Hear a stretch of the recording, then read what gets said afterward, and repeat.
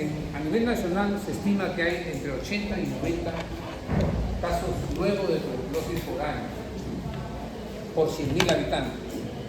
Por cada 100.000 habitantes hay entre 80 y 90. En el pasado era más, 120, 130. Pero es un marcador incluso para evaluar el estado de salud de la población en la situación social y económica. O sea, el mayor deterioro de la situación económica, a mayor caso de tener enfermedades que están muy relacionadas con la situación económica y social. También el problema habitacional. A mayor número de personas por habitación, o sea, mayor hacinamiento, hay mayor posibilidad de tuberculosis. 140 por 100.000 es bastante. 140 es un montón. Es un montón. ¿Se dan cuenta? 140 es el estimado, pero los reportes, cuando uno revisa los reportes, hablan de 80 y 90. Lo que quiere decir que están reportando menos de lo que hay. ¿Estás seguro? 140.000. A ver, hagamos un pequeño alto. Entren al Google y pregunten: tasa de tuberculosis por 100.000 habitantes en el Perú. 140. Si el doctor les dice, yo le creo al doctor. Y creo que eso es cierto, pero las tasas reportadas son un poco menores.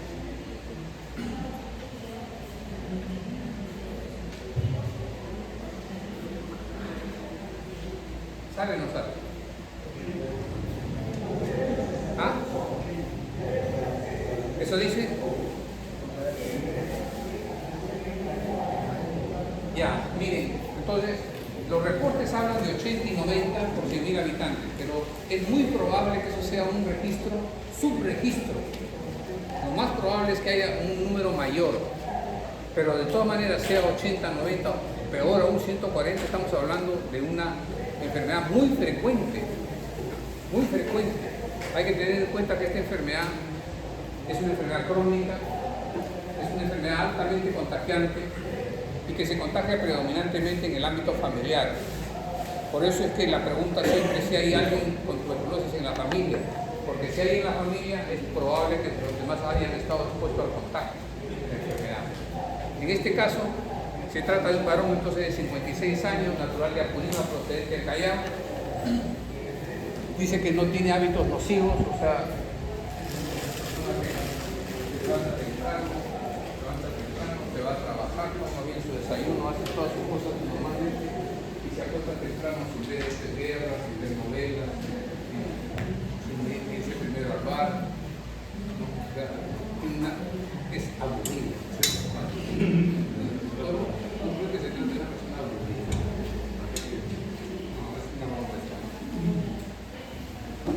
Pero tiene un antecedente importante. Aparte de no tener contacto con TB, él tiene un diagnóstico de tuberculosis, de diabetes mellitus hace 5 años. La diabetes mellitus, ustedes saben, es una enfermedad metabólica.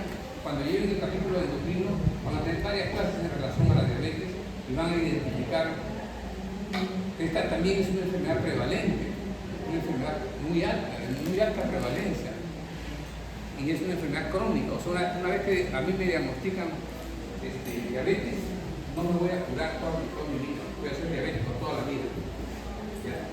La idea es, el éxito es lograr el control de la enfermedad y evitar los efectos a largo plazo de la enfermedad que tienen que ver con diferentes aparatos del sistema diabético. Si no se controla bien, puede terminar con ceguera por retinopatía diabética, puede terminar amputado por problemas vasculares, puede terminar con insuficiencia renal y lo que está derivando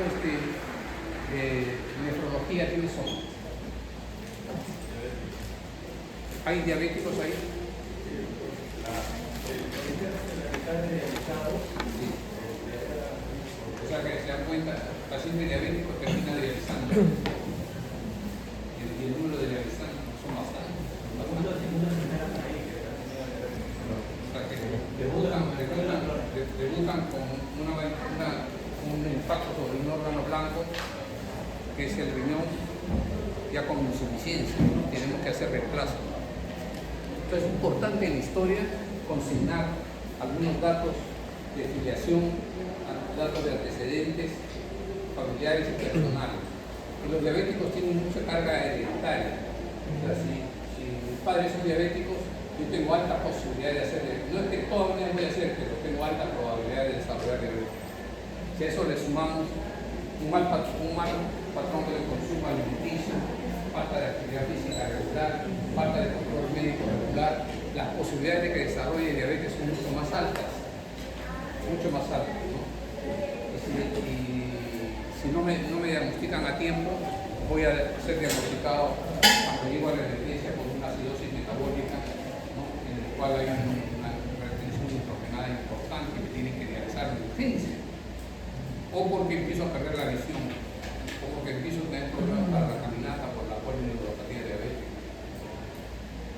Bueno, los que están llevando el endocrino seguramente han visto pacientes diabéticos, ¿no es cierto? Muchos pacientes diabéticos. Este es un paciente diabético entonces de 20 años. Él tuvo como antecedente importante que hace 20 años atrás presentó una fractura del fémur izquierdo, una fractura del fémur distal, no casi a la altura de la rodilla, que requirió cirugía, con material de ortopedia. Esos son el pasado de este paciente. ¿Por qué viene?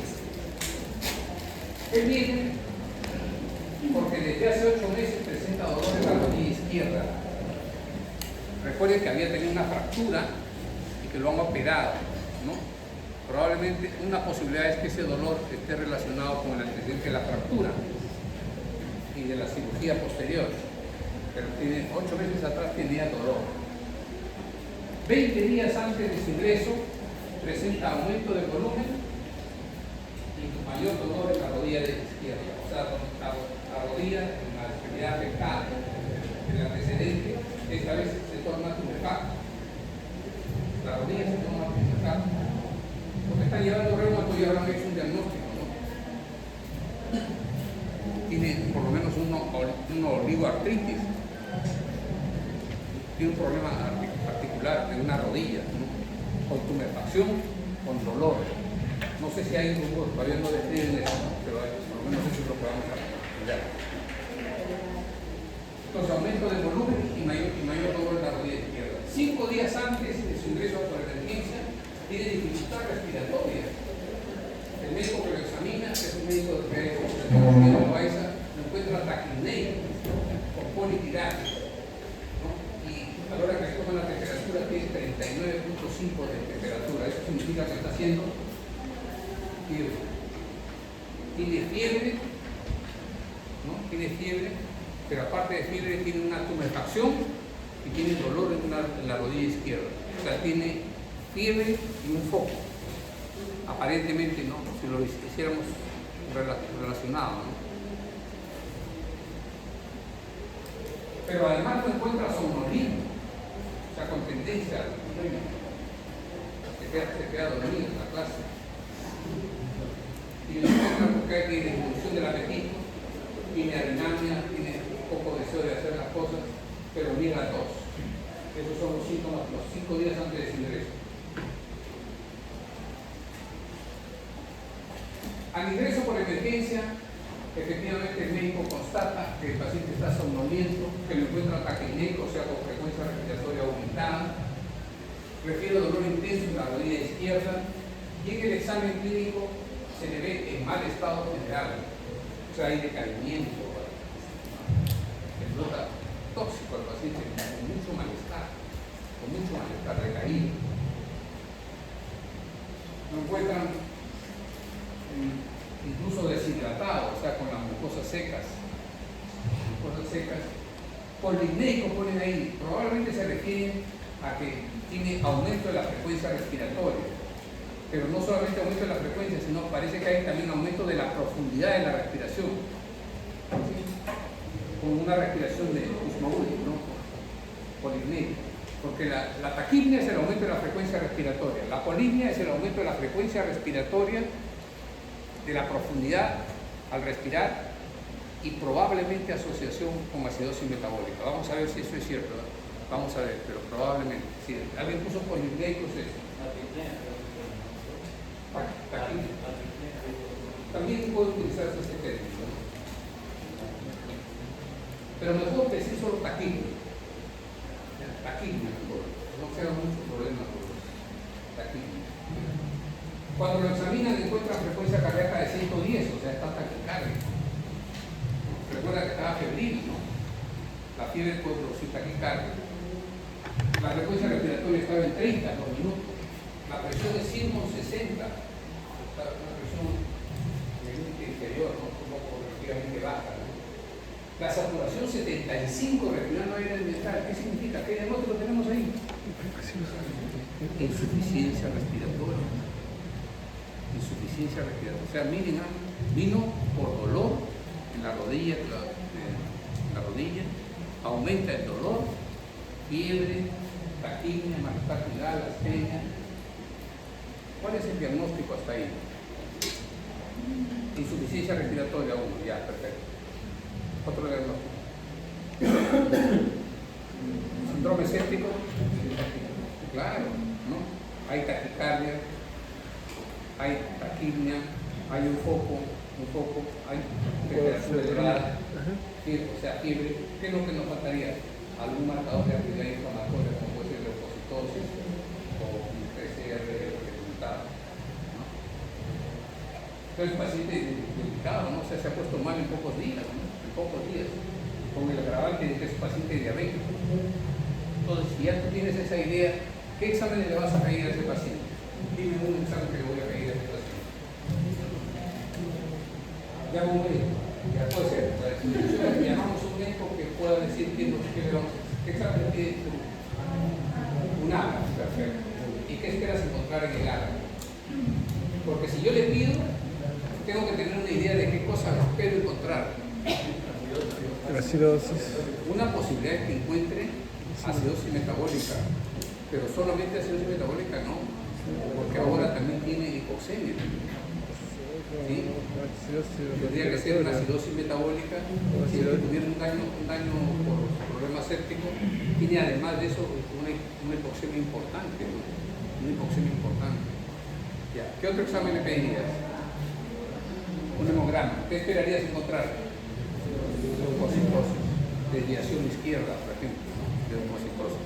¿Qué otro examen le pedirías? ¿El paciente tiene edema o está con... Todavía no, hasta donde sabemos, nomás platimos el programa. ¿Qué más le pedimos? Es diabético, lo voy a preguntar a mi hija. ¿Qué le pido a un paciente que tiene problemas de la glucosa? No, y solamente glucosa. Una creatinina. Miren ustedes, los exámenes son resultado de la evaluación del paciente. Si ustedes se enfocan al paciente, lo que van a pedir sale por default. Se decanta solo, pero siempre y cuando esté pensando en el paciente. ¿Qué más le voy a pedir? Un electrocardiograma. ¿Para qué? Para ver si tiene recalema.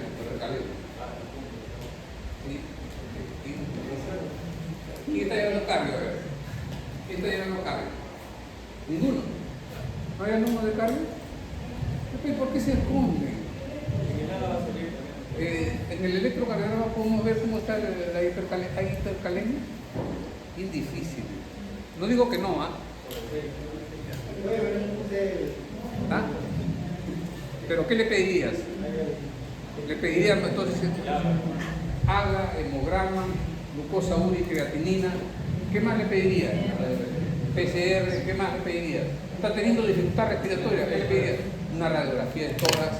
¿Está bien? Miren todos los exámenes que le vamos a pedir coherentemente frente a la condición del paciente. ¿Está bien? Frente a la condición del paciente. Ya. Entonces, este paciente, esa es su condición clínica. Ya tenemos diagnóstico, ¿eh? ¿Qué cosa esperaría encontrar con la glucosa? La glucosa elevada. Porque si este es diabético, hay dos posibilidades, ¿eh? O que haya seguido usando su medicación sin comer. ¿Qué va a pasar ahí? Hipoglicemia. Porque la infección, si está ahí una infección, ha descontrolado su control diabético. ¿Qué va a pasar? Hiperglicemia. O sea que Si me dice que está somnoliento, de repente hay hipoglicemia. Pero si me dice que está somnoliento y sudoroso, de repente hay hiperglicemia también. O sea, es bien difícil de describir. Entonces, ¿qué cosas hacíamos en el pasado? No existía el glucotest, ¿no? En el pasado, hasta que llegue la glucosa, ¿qué hacíamos? Le poníamos glucosa al paciente, a la vez. Si era hipoglicemia, el paciente se despertaba. Si era hiperglicemia, no cambiaba nada. No aumentaba mucho, pues. No aumentaba mucho. Porque si estaba en 350 y le subes a 360 o a 370 no pasa nada. Pero si está en 60 de glucosa y le subes a 70, el paciente se despierta. ¿Te das cuenta? Entonces, estrategias se utilizaban. Vamos a ver qué sí que pasa en el caso. El examinador se preocupó por el paciente, entonces lo examina y empieza a adoptar los datos que va a encontrar. ¿Qué va a encontrar? La glucosa oral está seca, el llenado capilar en menor de 2 segundos, hay frialdad distal, está hipertendido el paciente, o sea, tiene baja presión, tiene glucosa seca, le falta fluido. Es posible que ese paciente tenga una hiperglicemia. Además de eso, es muy concentrado, es posible. En el tórax, nuevamente pone polimpia. Este me dijo que es intervención no pone polimpia, pero ya hemos dicho que hay que hablar de aquí. Tirantes intercostales, murmullo vesicular disminuye el tercio superior del lóbulo superior, tercio superior del derecho. Crepitantes bilaterales a predominio de 2 tercios inferiores de ambos campos pulmonares. Hay crepitantes bilaterales. De repente está haciendo un edema pulmonar. O sea, tiene un problema importante, ¿no? Desde el punto de vista respiratorio. Hay crepitantes. El crépito es expresión de que el alveolo está ocupado. O es una neumonía bilateral, lo cual sería muy severo, o de repente es una descompensación cardiovascular en un paciente que es previamente diabético. Los ruidos cardíacos son rítmicos, taquicárdicos, no soplos, se le encuentra somnoliento, pero el tono y la fuerza muscular está conservado. Desde el punto de vista osteomuscular hay una cicatriz de 10 centímetros en la cara lateral del tercio distal del fémur izquierdo, pero hay aumento de volumen y la temperatura en la rodilla izquierda, que es dolorosa la movilización. Por lo tanto, al tumor y al dolor que nos había referido al inicio del paciente, ahora nosotros constatamos que hay calor. Por lo tanto, hay un foco infeccioso, muy probablemente un foco infeccioso en el paciente. Un foco infeccioso. Vamos a ver, le piden un hemograma, ahí tienen el hemograma. 6.000 leucocitos, ¿qué les parece?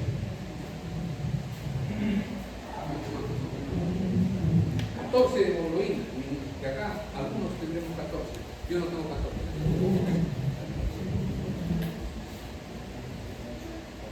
La hemoglobina.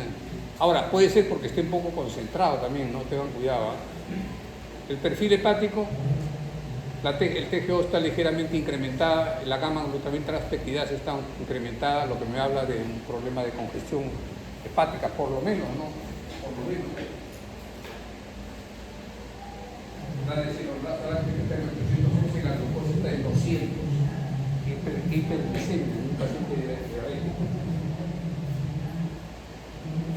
Miren la radiografía. No ayuda mucho, ¿no? Pero de todas maneras creo que alcanzamos a ver, vamos a describir radiografía de tórax. Este es de la atleta cardíaca, un poquito aumentado el diámetro cardíaco, respecto al tórax. Hay una disminución de la transparencia, radiofacial heterogénea en ambos campos pulmonares, a predominio mira del lóbulo superior derecho y de ambas bases. Acá incluso veo un ortograma aéreo, o sea, parece ser una condensación armónica como un lado derecho. Diagnóstico de ingreso. Insuficiencia respiratoria, eso estamos de acuerdo todos, ¿no es cierto? ¿Qué nos falta? El AGA. Hemos debido poner el AGA. Ahorita vamos a verlo, ¿ya? Insuficiencia respiratoria tipo 1. Si es tipo 1, entonces, ¿qué cosa encontraremos? pH aumentado, CO2 disminuido también, ¿de acuerdo? CO2 disminuido. Gradiente alveolar arterial incrementada. Ya. Sepsis. Síndrome séptico, probablemente de origen respiratorio e incluso probablemente una tuberculosis. No sé por qué le ponen tuberculosis. Le ponen tuberculosis porque a pesar de que no tiene contacto, es un paciente inmunosuprimido, obviamente, y podría haberse contagiado sin que después de la tienda del público. Ahora no estoy todavía de estamos logrando este cantado, quiero que no abra. Tiene contacto. Monoartritis de la rodilla izquierda. Monoartritis y diabetes mellitus no controlada, ¿no? Por su glicemia de 200.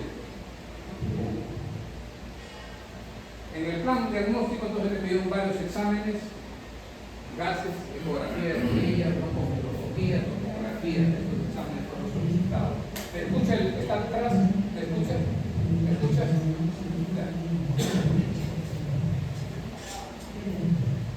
Ese fue el plan que se estableció.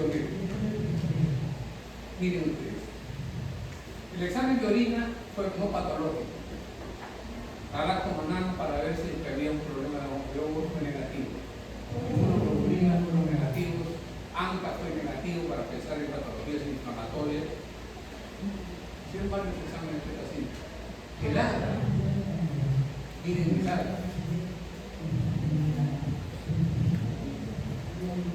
El 6 de febrero, respirando 80% de oxígeno, o sea, un CO2 de 0.8, tenía un pH de 7.42, 26.2 de CO2, 60 de oxígeno, el bicarbonato era 18, o sea, ya acá me está diciendo de que aquí hay un problema de acidosis, ¿no es cierto? O sea, ya hay un problema renal, ya tiene un pequeño daño renal. Vamos a ver ahora la única claridad. Pero el AGA cómo fue variando, ¿no? Desde que llegó a emergencia hasta que el paciente fue tratado 5 o 6 días después, en el cual se le baja el oxígeno, y pues podemos ver nosotros que está un poquito mejor el paciente. De repente le dimos mucho oxígeno al principio, recuerden que hay que darle la menor cantidad de oxígeno por el menor tiempo posible, porque el oxígeno también hace daño en el proceso.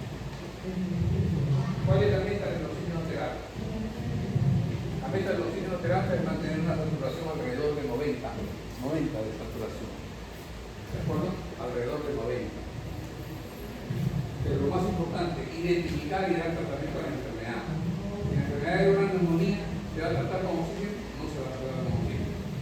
Si la enfermedad es una infección que se originó en la rodilla y luego se extendió a todo el cuerpo, no se va a tratar con oxígeno. Hay que darle tratamiento a la enfermedad. Ecografía de partes blandas y de rodillas. Esto lo describen los radiólogos. Me pasan mi conejo, me pasan con Luis, y esto lo describen ahí que encuentran en el receso suprarrotuliano conexión hipocogénica con ecos internos de 55 por 15 milímetros de grado, o sea, de 5 por 2.5 en relación a una apendicitis suprarrotuliana, acomodamiento de los ligamentos colaterales, lateral y medial por una conexión intraarticular densa. O sea, tiene contenido esa rodilla, es anormal, no debería haber eso. No debería haber. O sea, si tiene un problema séptico, está de origen un poco en la rodilla y otro poco en el pulmón. ¿Tendrá relación ambos? Vamos a ver. Podría ser que sea un solo gen, ¿no? Que tenga la mala suerte de tener más de un gen. Si tiene una colección en la rodilla, así como cuando tiene una colección en la pleura, ¿qué cosa tengo que hacer yo? Toracocentesis.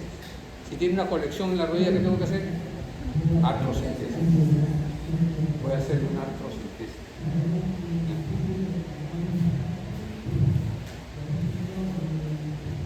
Lo evalúan los inmunorreumatólogos. No le diga reumatólogo más al doctor de la Laya, al doctor Tierra. Inmunorreumatólogo.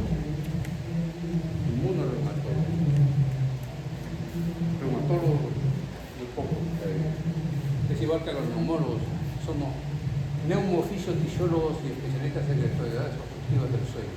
Así me tiene que ver.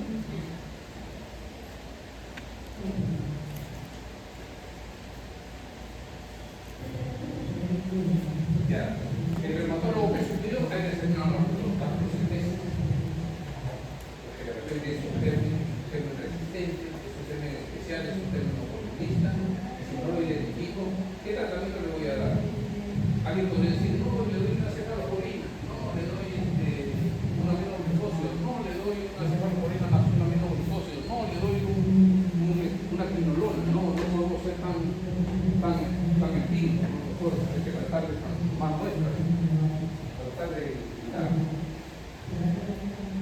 El líquido sinovial nos mostró que era una reacción inflamatoria, pero el cultivo de gérmenes fue negativo. O sea, eso es solamente una reacción inflamatoria, ¿no?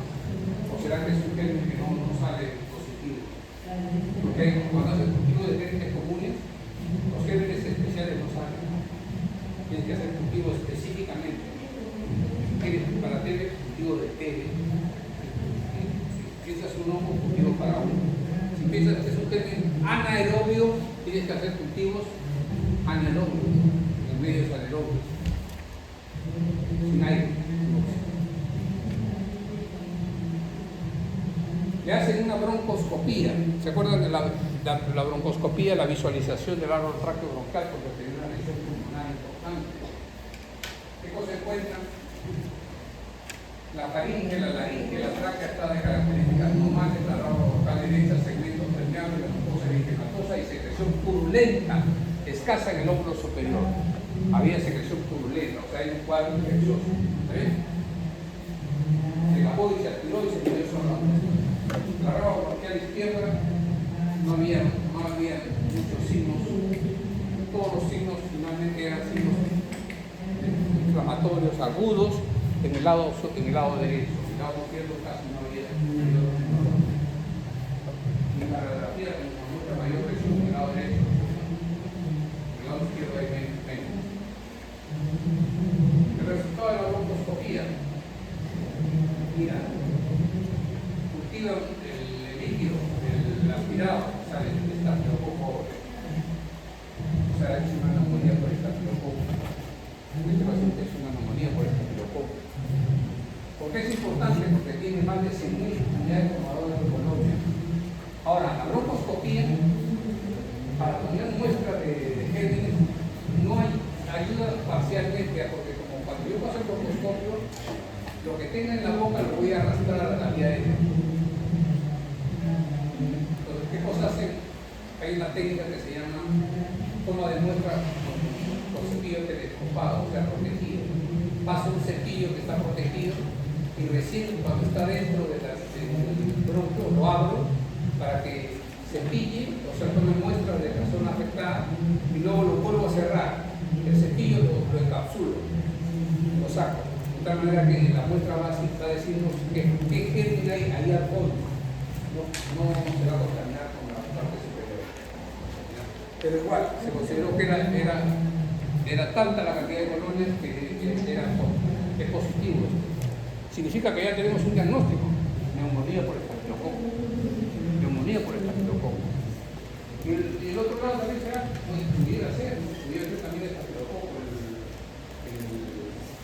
A pesar de que uno fue positivo de la rodilla izquierda.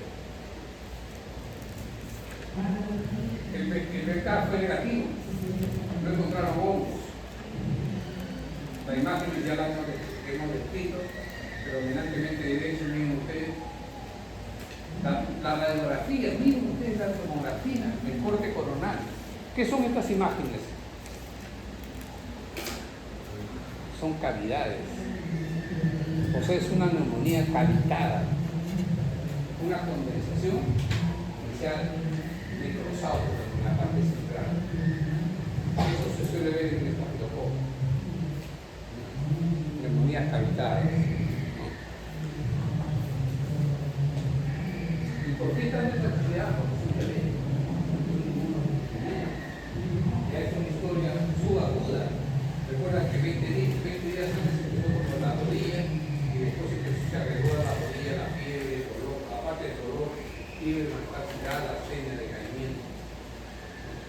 No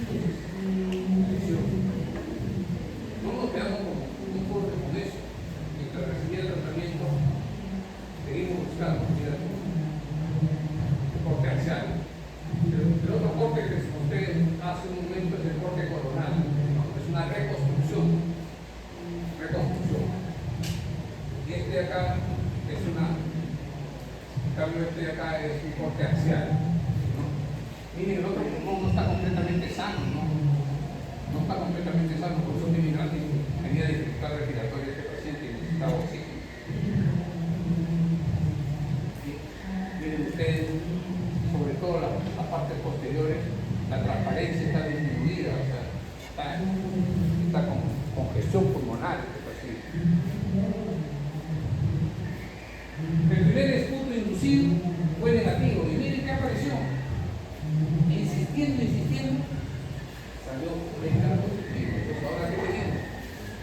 Tuberculosis y neumonía por el estrepococo. ¿Se puede superponer? Recuerda que él es un paciente especial, como es el diabético. Si fuera un paciente sano, si haces una neumonía, pues una neumonía bacteriana, ¿no? O haces una neumonía tuberculosa. Pero este paciente, al ser inmunosuprimido, hay que pensar que tiene más riesgo para desarrollar complicaciones. ¿Cuál fue el tratamiento entonces? Si le falta oxígeno, le digo a mi hija, ¿qué cosa hago? Pues esta me va a decir. Darle oxígeno, pero tú no me vas a decir eso, tú me vas a decir oxígeno terapia, doctor. Temporalmente hasta dar tratamiento. ¿Qué más vamos a dar el tratamiento? Vamos a corregir el medio interno. ¿Por qué corregir el medio interno? Está con hiperglicemia, está concentrado, hay que diluirlo, ¿no? O sea, hay que aportarle fluidos y hay que aportarle destrozas, los cloruro de sodio, de repente hay que darle, ¿no? Hay que darle insulina, de repente este paciente. Como vino tan mal el paciente, al principio pensaron, no, se trata de una infección viral pulmonar, o sea, es una época en que no había fobia este paciente. Entonces pensaron que era una infección viral pulmonar. Le dieron oseltamivir, que es un antiviral, pero al segundo día se lo quitaron porque no tenía criterio. ¿Qué más le dimos? Meropenem más vancomicina por 14 días. Claro, tenía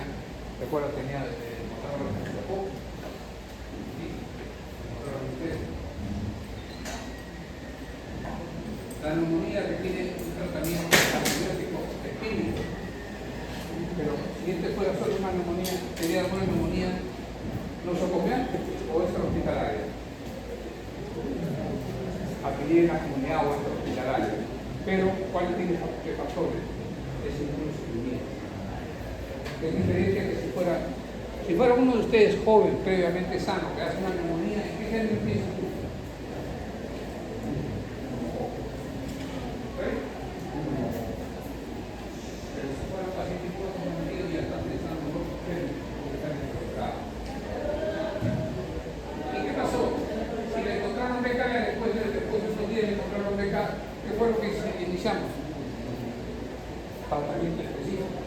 ¿Qué tratamiento empezamos? Empezamos tratamiento con isoniazida H, R, rifampicina, E, etambutol y piracinamida. Empezamos una terapia cuádruple, ¿no? Teniendo cuidado, porque recuerda que vimos la rama ultrasonic ya estaba un poco incrementada, hay que tener cuidado, hay que vigilar eso. Refirió terapia corticoide endovenoso, le dimos los primeros días, ¿no? Doctor, ¿por qué le dimos corticoide si tiene una infección y tiene TB? Porque él estaba haciendo una reacción inflamatoria severa, secundaria a la infección, pero temporalmente la inflamación estaba produciendo muchas molestias, le dimos un antiinflamatorio para disminuir un poco la actividad inflamatoria, en tanto actúe el antibiótico. Porque la teoría dice, si el paciente tiene una infección respiratoria, le doy tratamiento antibiótico, se controla la infección, calma la inflamación, se mejora el paciente.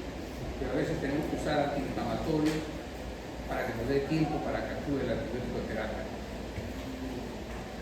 Igual sucede en el COVID, sucedía, el paciente venía con una severa insuficiencia respiratoria, con gran reacción inflamatoria, ¿no? Y no teníamos antivirales. Entonces, ¿qué hacíamos? Le dábamos antiinflamatorios, le dábamos soporte, fluidos, oxígeno, hasta que el paciente empezaba a responder. Los que respondían, porque otros se morían delante tuyo. Pedimos broncodilatadores, beta-2 adrenérgicos, perdón. Pedimos beta-2 agonistas de acción corta y le dimos insulina.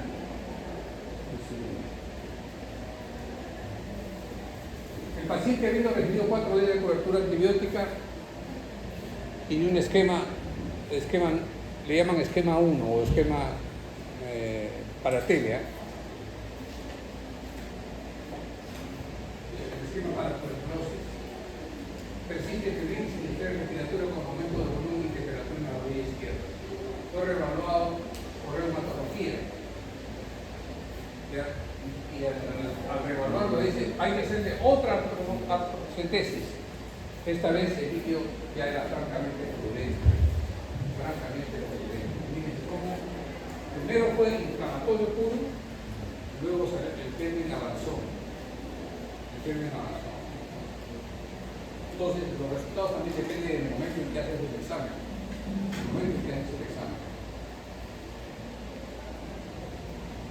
Lo ve traumatología.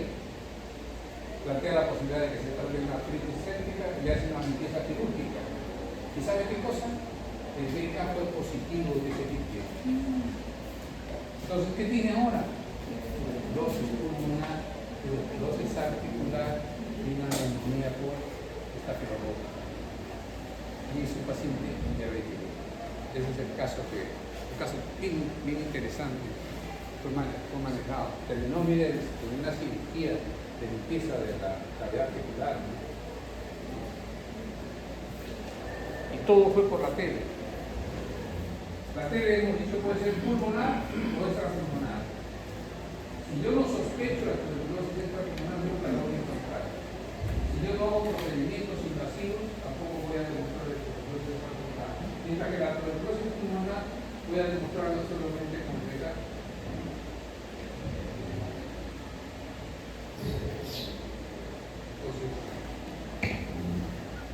El cultivo para ver si es sensible, si tiene resistencia. El cultivo fue positivo, pero era sensible, felizmente sensible a la medicina, por lo tanto no era MDR, no era resistente. Así que se le dio tratamiento como esquema 1, único le llaman también, con evolución lentamente favorable. Diagnósticos entonces, finales. Neumonía por estafilococcus, ¿no es cierto? Un paciente inmunocomprometido. Entonces sería neumonía adquirida en la comunidad, el paciente inmunocomprometido, ¿no? El término comprometido es estafilococcus. ¿Qué otro diagnóstico más tenemos? Tuberculosis pulmonar nomás, y osteoarticular. ¿Sí? Tuberculosis pulmonar y osteoarticular. ¿Qué otro diagnóstico también tenemos? Diabetes mellitus. ¿Por qué es importante poner la tuberculosis más de un órgano comprometido? Porque ahí hay una discusión. La teoría dice que la tuberculosis extrapulmonar es sensible a los mismos esquemas de tratamiento que la tuberculosis pulmonar. Sin embargo, en la gran mayoría de casos, la tuberculosis extrapulmonar requiere prolongar el tratamiento, sobre todo si es encefálica, si es osteoarticular, ¿no? Se prolonga el tratamiento. Y el tratamiento para la tuberculosis pulmonar son 6 meses, en este caso puede ser que se requiera 8 o 12 meses de tratamiento. Es importante, si tú no consignas de que está afectado más allá del pulmón, pudiera ser que le des tratamiento insuficiente. También tiene diabetes mellitus no controlada y una anemia moderada ferroquímica. Muy bien, ese es el casito de